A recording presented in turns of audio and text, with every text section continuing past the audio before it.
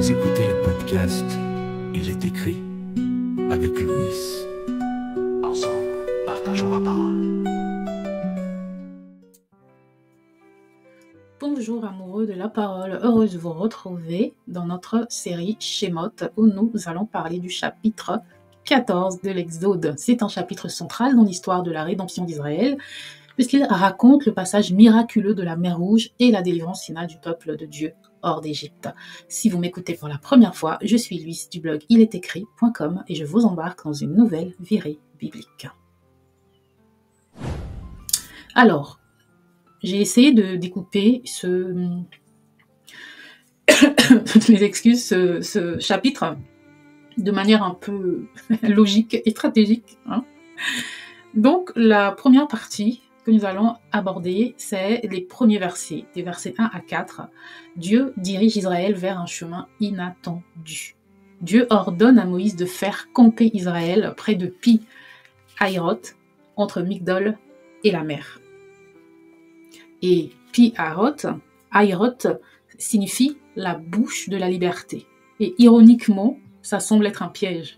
Mais c'est l'endroit de leur délivrance. Et Dieu guide Israël par un chemin qui semble illogique, bien sûr, mais ça montre que ces voies ne sont pas les nôtres. Rappelons-nous de Ésaïe 55, des versets 8 à 9, « Car mes pensées ne sont pas vos pensées, et vos voies ne sont pas mes voies, dit l'Éternel.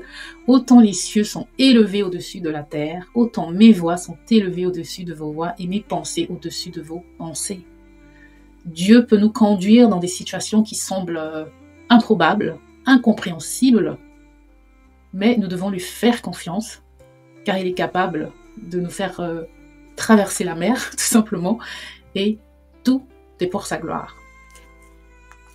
Ensuite, on a les versets 5 à 9, donc je vous encourage, comme d'habitude, à aller lire le chapitre pour pouvoir suivre avec moi.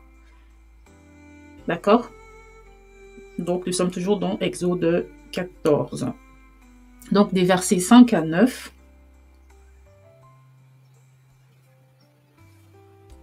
La poursuite des Égyptiens. On annonça au roi d'Égypte, donc à Pharaon, que le peuple avait pris la fuite. Alors, le cœur de Pharaon et celui de ses serviteurs furent changés. Ils vont dire, mais qu'avons-nous fait en laissant aller Israël, dont nous n'aurons plus les services, ils ne seront plus nos esclaves, n'est-ce pas ? Là, je lis dans la 8 secondes. Je n'utilise même pas mon application biblique habituelle, c'est pas bien grave. Et Pharaon va atteler son char, il va prendre ses hommes avec lui, et on nous dit il prit 600 chars d'élite, c'est pas rien. Et tous les chars de l'Égypte, il y avait sur tous des combattants. Et Dieu va endurcir le cœur de Pharaon pour qu'il puisse poursuivre les enfants d'Israël. Donc bien sûr, il n'y a rien d'étonnant à ce qu'ils prennent autant de personnes, puisque c'était quand même un peuple, des milliers de personnes qui quittaient la nation égyptienne. Et Pharaon, c'est un peu comme les forces oppressives du péché et du monde qui refusent de lâcher prise. Vous savez quoi, parfois quand on a l'impression de sortir d'un péché, on est délivré, eh bien il y a toujours cette tentation-là de retomber dans le péché, de repartir en arrière. Et Pharaon, il représente un peu ce péché cette notion d'esclavage qui veut ramener les enfants d'Israël à leur point de départ. Et nous devons donc nous rappeler, les attaques spirituelles souvent s'intensifient après une grande libération. C'est ce que nous montre en fait ce passage. On pourrait penser que ça y est, ils sont sortis, maintenant Dieu va juste les protéger et il ne va plus rien arriver, mais non, ils sont poursuivis par les Égyptiens.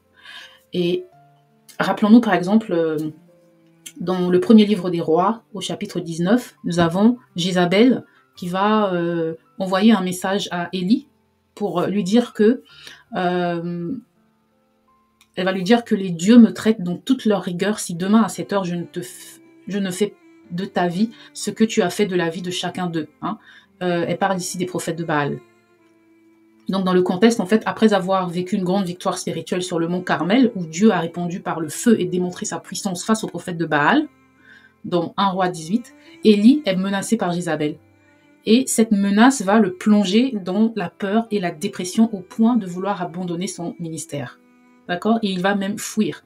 Donc, après une grande victoire, quand même, spirituelle, il a quand même été le témoin d'une grande manifestation de la puissance de Dieu. Après cela, il a fortement été attaqué, il a quand même eu peur. Et c'est la même chose en réalité que les enfants d'Israël vont avoir. Ils vont être libérés après les 7 plaies d'Égypte, après avoir été épargnés de la mort des premiers-nés, puisqu'ils étaient protégés par le sang d'un agneau.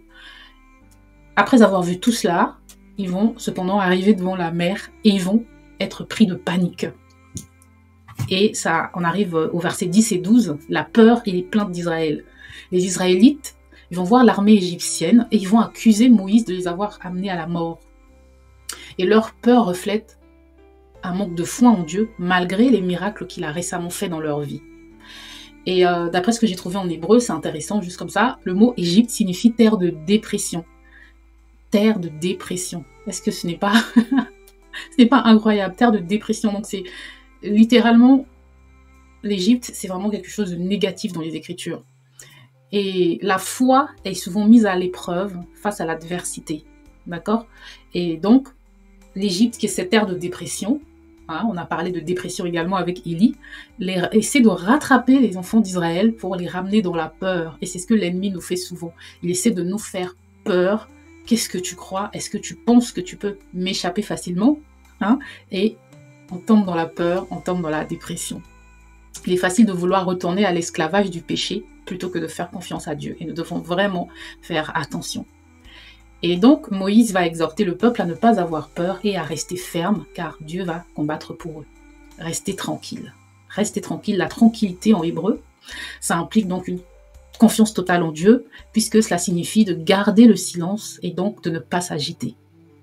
Hein, on a parlé de la colonne de nuée et de feu à la fin du précédent chapitre. Hein, on retrouve encore dans ce chapitre cette colonne qui va protéger également des enfants d'Israël et qui va montrer que Dieu il combat pour ses enfants.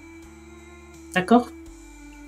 Donc, des versets 19 à 22, enfin, le miracle du passage de la mer Rouge. Je ne sais pas si vous vous rappelez le film de l'Exode, comment il s'appelait le film? Je sais plus, avec Charlton Heston. Je pense que c'est le premier péplum de mes souvenirs et le premier qui m'a vraiment impressionné avec l'histoire de Moïse, mais encore là, un récit qui n'est pas tout à fait en accord avec le récit biblique, mais c'était quand même une belle histoire, en tout cas que j'avais découverte dans ma jeunesse. Donc, dans Exode 14, des versets 19 à 22, on a le passage de la mer Rouge. L'ange de Dieu qui allait devant le camp d'Israël partit et alla derrière eux, et la colonne de nuée qui les précédait se tint derrière eux. Elle se plaça entre le camp des Égyptiens et le camp d'Israël. Et cette nuée était ténébreuse d'un côté, et de l'autre elle éclairait la nuit. Ainsi les deux camps n'approchèrent pas l'un de l'autre pendant toute la nuit. Moïse étendit sa main sur la mer, et l'Éternel refoula la mer par un vent d'Orient qui souffla avec impétuosité toute la nuit. Il mit la mer à sec et les eaux se fondirent. Les enfants d'Israël entrèrent au milieu de la mer à sec et les eaux formaient comme une muraille à leur droite et à leur gauche. Est-ce que ce n'est pas magnifique? Imaginez le tableau. Imaginez avoir vécu ça. C'est trop fort. Et l'ange de Dieu, Malak Elohim, dans l'hébreu, c'est vraiment une manifestation divine qui est une préfiguration de Christ qui protège Israël activement. Et la colonne de nuée, elle symbolise vraiment la présence de Dieu qui guide et protège. Elle change de position pour passer derrière le camp et bloque l'accès des Égyptiens. C'est vraiment surnaturel. Les ténèbres d'un côté, la lumière de l'autre. La nuée, elle agit comme une barrière entre les Égyptiens et Israël, et ça symbolise la dualité de Dieu, le jugement pour les ennemis, hein, qui représente les ténèbres, et le salut pour son peuple dans la lumière. Et Dieu protège ses enfants des attaques de l'ennemi et éclaire leur chemin, tout en obscurcissant la voie de ceux qui s'opposent à ses enfants et à lui-même. On a le vent d'Orient, au verset 21, qui est Roak.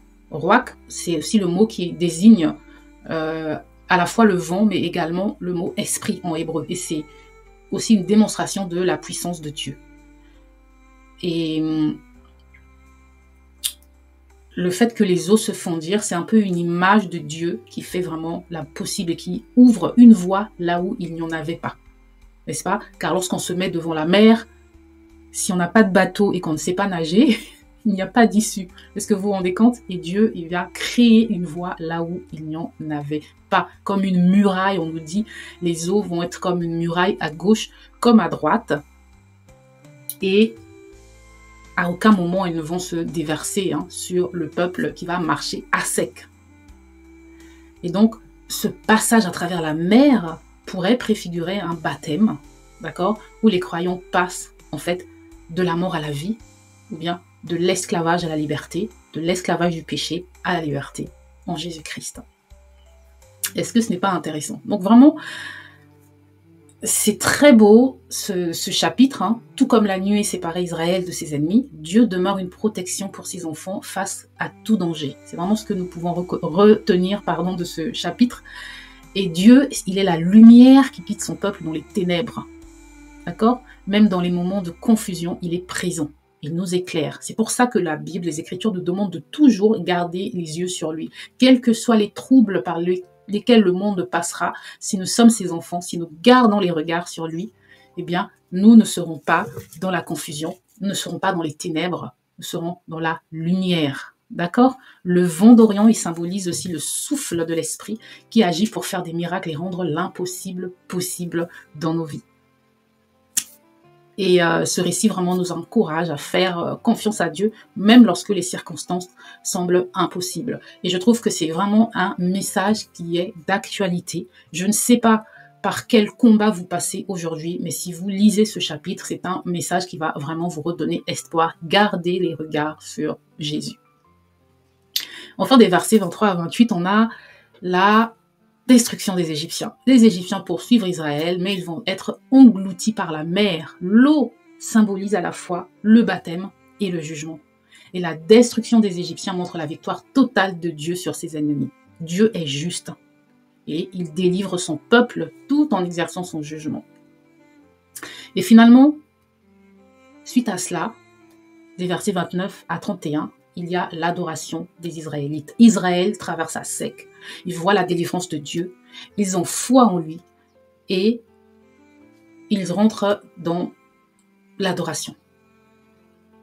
Et cette expérience prophétise aussi le salut en Jésus qui délivre ses enfants de l'esclavage du péché. Et c'est vraiment une véritable expérience de délivrance qui mène à la louange et aussi à un raffermissement de la foi des enfants d'Israël. Et bien sûr, c'est dans le chapitre 15 que nous allons avoir plus de détails. Les enfants d'Israël vont chanter un cantique à l'Éternel. Et cela, nous le verrons dans le prochain épisode. Donc, pour conclure, dans les moments difficiles, comme Israël, nous devons apprendre à faire confiance à Dieu, même quand les circonstances semblent désespérées. Et la traversée de la mer Rouge préfigure le salut en Jésus et nous rappelle que Dieu combat pour nous. Il nous protège des attaques du mal. Il nous appelle à laisser derrière nous l'esclavage du péché, à marcher dans la liberté. Et nous devons vraiment avoir beaucoup de gratitude et le célébrer et le louer pour sa fidélité envers nous. D'accord? Et le message aussi, ne paniquez pas. Dans le combat, ne paniquons pas. Dans les attaques, ne paniquons pas. Gardons la foi en lui, gardons les regards sur lui et avançons. Comme nous dit ce passage, on doit garder le silence, rester tranquille et lui faire confiance à 100%. Merci de m'avoir écouté. Si ce message vous a édifié, n'hésitez pas à partager, liker, pas moi, mais la parole. Ciao!